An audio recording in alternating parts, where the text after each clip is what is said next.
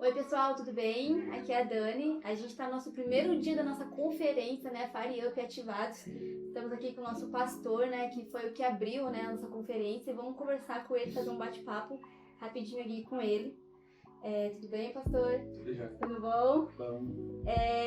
Vou fazer umas perguntas para você, né? Pra gente conversar um pouco, né? Sobre esse tema, né? Ativados, né?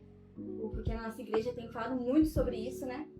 E a gente queria entender um pouquinho quando você entendeu a ativação de Deus na sua vida pro seu ministério, né? Pro seu propósito. Essa é uma pergunta, né? Pergunta complexa, mas eu vou tentar resumir, né, o negócio. Assim, desde muito cedo, assim, como eu cresci na igreja com meus pais, né? E eu participei da fundação da Carisma junto, né?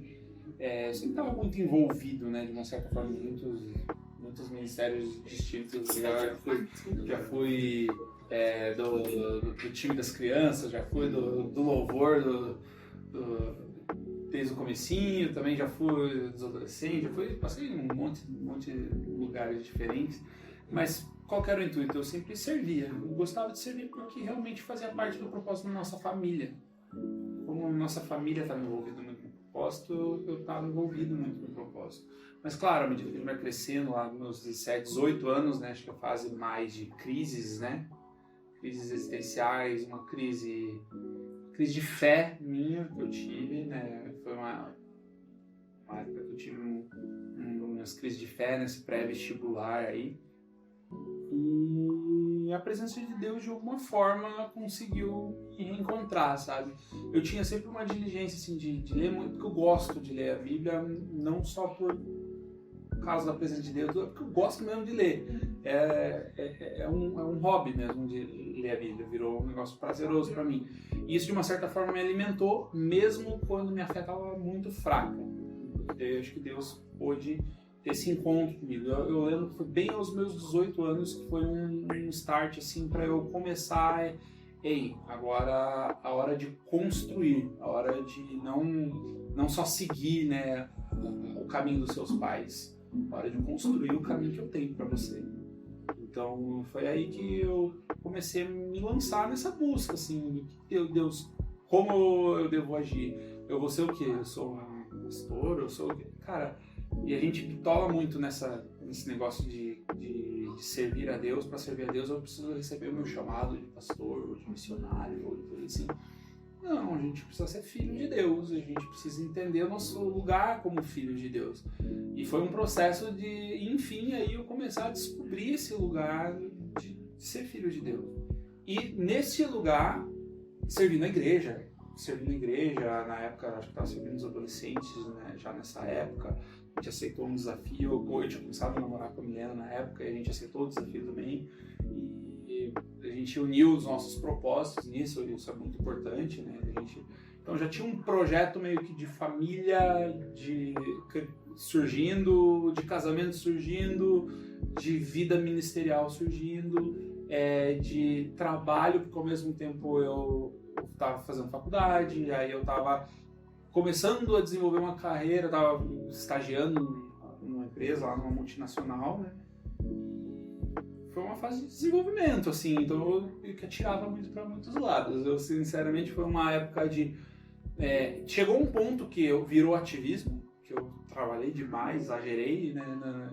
E ao ponto de perceber que eu tinha que dar uma desacelerada, mas ao mesmo tempo eu gastei minha vida nos meus assim, da melhor maneira possível, se eu olhasse para trás e falasse, cara, você se arrepende do tanto que você gastou, sei lá, o seu tempo?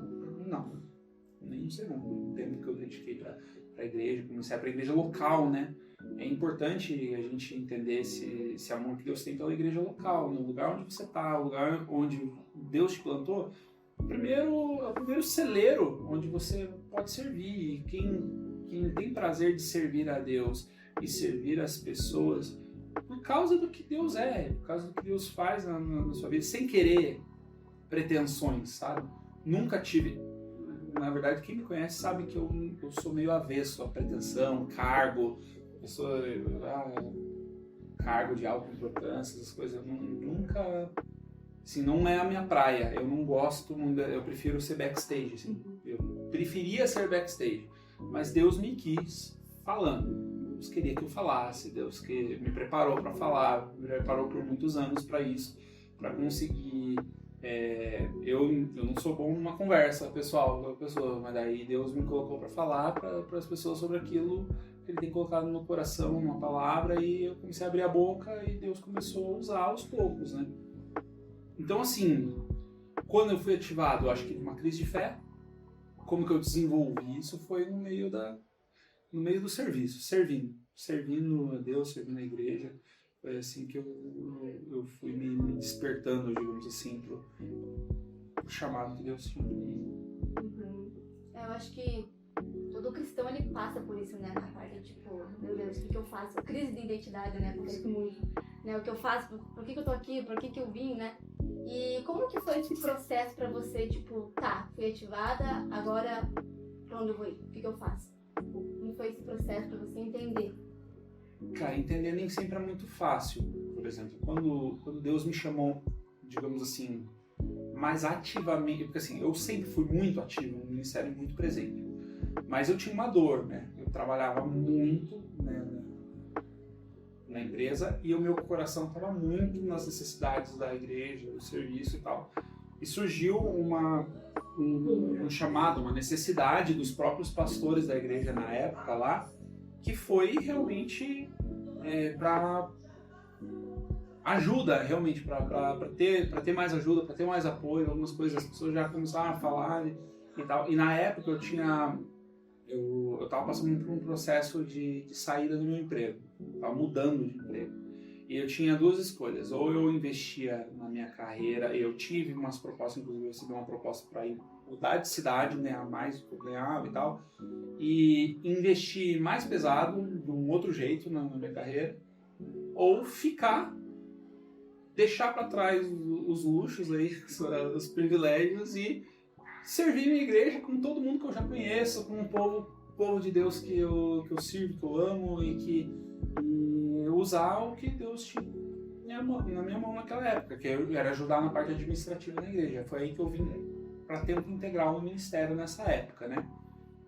Foi uma época que, então, assim, foi muito, cada um tem um momento muito específico. Foi tipo, casou uma fase da minha vida e eu tive que tomar uma decisão para onde eu ia. Aí fiz junto com minha esposa, também pensei bem nisso nessa época. A gente já era casado, e aí a gente tomou essa decisão. Ela também já sabia que a gente ia para esse lado em algum momento, né? Então não foi aquele negócio tipo, não sabia que você está mudando a rota. Não, eu já sabia, tinha uma noção para onde a gente estava indo. Então foi assim que eu vim, naquela época, integralmente para o ministério, né? Então foi uma época de grande mudança aí na minha vida nessa época aí. Fiquei acho 7 anos, né? 8 anos. 8 anos em tempo integral para o ministério, mas não como pastor. Eu já trabalhava como secretário, administrador, zequinha da manutenção, aí tesoureiro, né, na igreja, usar as habilidades que Deus tinha dado para isso, tá? Há pouco tempo, eu acho que faz alguns anos, né, que a gente foi ordenado ao ministério propriamente dito. E hoje, particularmente, devido até à própria situação da igreja local, configuração das coisas no mundo, hoje eu divido parte do meu tempo em trabalho fora, parte do meu tempo na igreja. Mas eu ainda sinto que o chamado de Deus está sendo cumprido, porque senão a gente mitifica, né? Só o dia que eu trabalhar em tempo integral dentro de uma igreja eu vou estar cumprindo o chamado. Não é bem assim que funciona, mas a nossa disponibilidade para Deus nos momentos, acho que é o que vai ditar mais como que a gente sente que é o momento certo para a gente seguir a missão do que Deus está nos chamando. E a adaptação, como que foi a adaptação, tipo, você mudar totalmente a sua vida, assim, você estava num rumo, depois ir pro outro, adaptar, tipo, com a sua família, né, com a sua esposa, como você diz, seu dia a dia, né, a sua rotina diária. Nosso dia a dia foi basicamente viver com muito menos, né? Aprender a viver com metade do salário que a gente ganhava. Aprender a controlar mais os gastos, fazer planejamento financeiro melhor, porque ganhar bem de fazer planejamento financeiro não adianta nada, né? Então, descobri isso na pele, na pele. Mas Deus foi fiel, sempre nos sustentou, nunca deixou faltar nada em casa. A gente passou por alguns momentos um pouco mais difíceis, financeiramente falando, né? Mas Deus nos sustentou, Deus abençoou, Deus levantava pessoas sempre ainda levanta pessoas, Deus ainda sempre levanta pessoas para abençoar, né? De alguma forma, né, nas nossas vidas. Eu enfrentei resistência dos parentes, né? Não dos familiares próximos nunca, mas dos parentes. Eles ficavam revoltados com os meus pais, comigo. Como assim? Como que abandonou uma carreira? Como que chega nessa fase e faz uma coisa dessa? Que tipo de pessoas vocês são? Então, assim, coisas que não fazem muito sentido para a lógica natural do mundo, né? E, sinceramente, eu não sabia exatamente o sentido que tudo isso estava tendo. Só sabia o que eu tinha que obedecer. Era a única coisa. Deus me chamava e eu tinha que ir. Eu não entendi exatamente o que Deus estava fazendo. Deus, eu vou voltar? Eu vou voltar sem dinheiro? Tá, não vou sem dinheiro. Então eu vou ser alguma coisa que eu consiga conciliar as duas coisas e eu não sei. Até hoje eu não sei te responder. Se você me perguntar, não faço a menor ideia. Agora, eu sei que Deus usa, de alguma forma, todas as coisas fazem cooperar para o bem. Aqueles que amam Ele e que andam de acordo com o seu propósito. Meu desejo tem sido andar de acordo com o propósito dele. Nem sempre eu consigo, nem sempre eu sinto que eu cumpri todo o meu propósito diante de Deus. Mas eu sei que enquanto eu obedecer, enquanto eu estar onde Ele me chamou, Ele nos ajuda a se adaptar. Ele nos ensina a se adaptar. Minha esposa sempre foi muito parceira com isso. Sempre estava dentro de todas essas decisões. A gente sempre orou juntos por isso. A Mi sabe muito bem, né? Acho que pagou esse preço junto comigo. Pagou esse preço na família, né? Junto comigo, né? Então, e estamos aí. Até hoje, Deus tem nos sustentado, nos adaptado. Deus tem nos prosperado, abençoado. Então, hoje eu vivo até melhor do que em épocas que eu já vivia, né? Poderia estar pelo outro jeito? Poderia. A maioria dos meus amigos estão lá, supervisor de indústria, pesquisador de alguma coisa, colegas de faculdade, né? E a minha escolha foi viver a vida para o Senhor, onde quer que... Se me perguntar qual que é a minha profissão hoje, minha profissão não me define. Minha profissão é uma torneira que eu uso, eu vou fazer que nem Paulo, se precisar fazer tenda para poder servir o propósito de Deus, que Deus me chamou para ser, quer pregar a palavra. Minha convicção é essa. Existo para isso, eu não posso não pregar a palavra, onde quer que eu esteja. Então, a gente se adapta, sabendo disso, né? Sim. E as crises normalmente vão vindo, né? Porque quando a gente entende o que a gente deve fazer, quando Jesus ele pede pra gente o que a gente tem que fazer, vai vir crises, né? E como que foi enfrentar essas crises antes e como é enfrentar agora, né? Porque a vida de um cristão é crises atrás de crises. E como é que foi pra você, tipo, no começo e como que você lida agora, assim? Olha, eu acho que eu lido agora de uma forma parecida com o que eu lidava no começo, mas eu descanso mais em Deus. Eu aprendi a descansar um pouco mais na provisão de Deus. Deus é um Deus que provê, Deus é um Deus que sustenta, Deus é um Deus que dá a direção. No começo, nas crises, você busca desesperadamente, então você tenta jejuar, busca em oração, faz tudo o possível, mas para buscar obter a resposta de Deus. Às vezes Deus, muito bom, filho, que bom que você está orando, que bom que você está jejuando, mas eu não vou te falar o que você quer ouvir, porque eu não estou aqui para dizer o que você quer ouvir, eu estou aqui para te conduzir, né? Talvez a gente precise aprender isso, né? Hoje eu já entendo mais isso, eu me deixo ser mais conduzido. Eu era muito controlador, sabe? Eu aprendi a abrir mão do meu planejamento, controle. Eu tinha lista para tudo, meta do ano, isso. Não acho ruim fazer metas, eu acho importantíssimo fazer as metas. Mas minhas metas hoje são muito mais flexíveis a qualquer mudança que Deus queira fazer. A qualquer ser de Deus na minha vida. Né? Então, se eu submeter elas à vontade de Deus, eu não vivo frustrado. Acho que esse foi o meu aprendizado. Hoje eu lido com menos frustração. Bem menos frustração. Bem menos frustração do que antes. Porque às vezes você acha, não, viver de ministério é uma coisa, é outra. Não, eu vou largar tudo e servir a Deus. Eu vou passar perrengue e beleza. Não é, quando você sente na pele as coisas, nem sempre. Porque às vezes eu vou pregar a palavra, as pessoas vão ouvir, a palavra de Deus vai ser semeada e muitas vezes você semeia, ensina, discipula e onde está o fruto que eu precisava ver? Você questiona, será que vale a pena ou não vale a pena? A palavra de Deus garante que vale a pena. Não é o que eu vejo que é fruto que diz que vale a pena. Um planto aqui e outro colhe lá. Né? Eu planto sementes agora para a eternidade. Eu não planto para ver. Deus manda a gente fazer as coisas, mas nem sempre a gente vai ver o resultado de tudo que a gente faz. Né? Então a gente quer viver pro resultado e não viver pro propósito. Não é assim que funciona. Aprendi isso. Acho que essa foi a minha maior lição para vencer minhas frustrações. Né? Assim.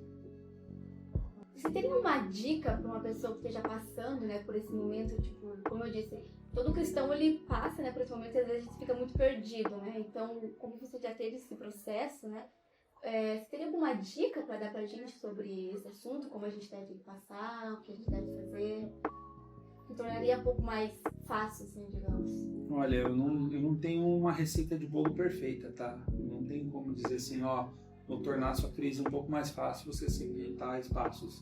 Não vai, porque cada crise de uma pessoa não é a crise de outra. Então, cada um vai ter uma crise específica de Deus.